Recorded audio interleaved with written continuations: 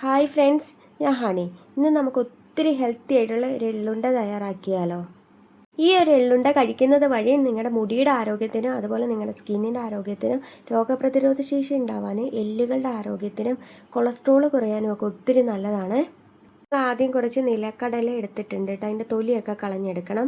അതുപോലെ ഞാൻ 250 ഗ്രാം എള്ളെടുത്തിട്ടുണ്ട്. ഒരു ഉണ്ട ശർക്കരയാണ് എടുത്തിരിക്കുന്നത്.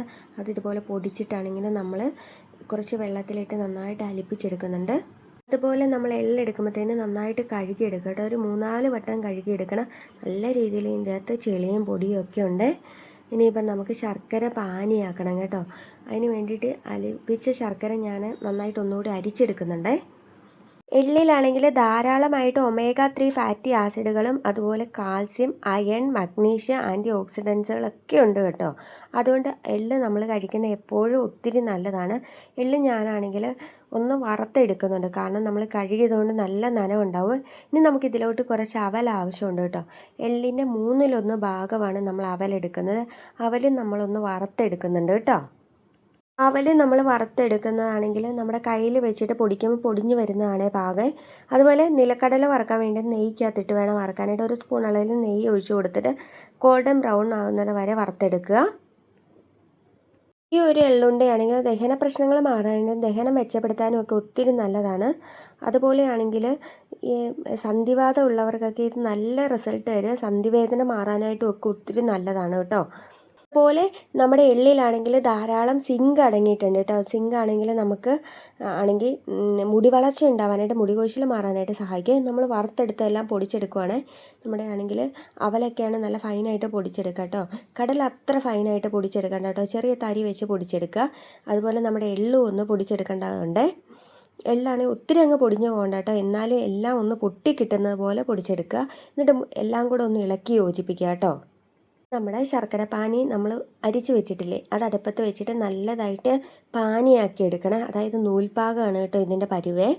നന്നായിട്ട് കുറച്ച് സമയം ഇരുന്ന് ഇളക്കിയാലേ ഇത് ശരിയാവത്തുള്ളൂ കേട്ടോ. ഞാൻ ഇത്തിരി കൂടുതൽ വെള്ളം ഒഴിച്ചു പോയി, അതുകൊണ്ടാണ്.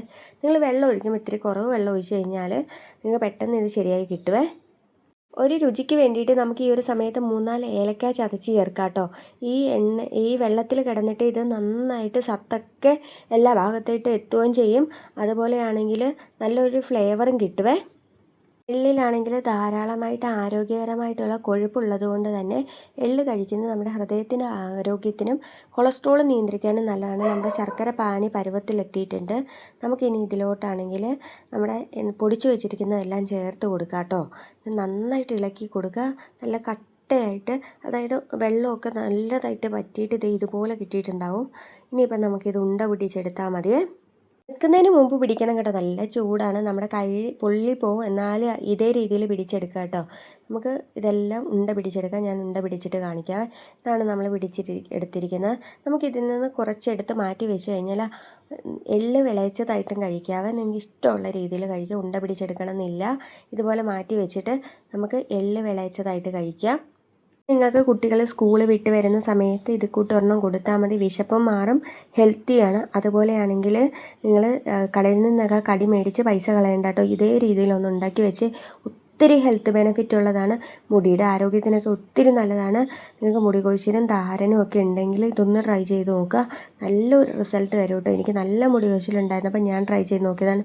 വീഡിയോ ഇഷ്ടപ്പെട്ടാൽ ലൈക്ക് ചെയ്യാനും ഷെയർ ചെയ്യാനും മറക്കല്ലേ.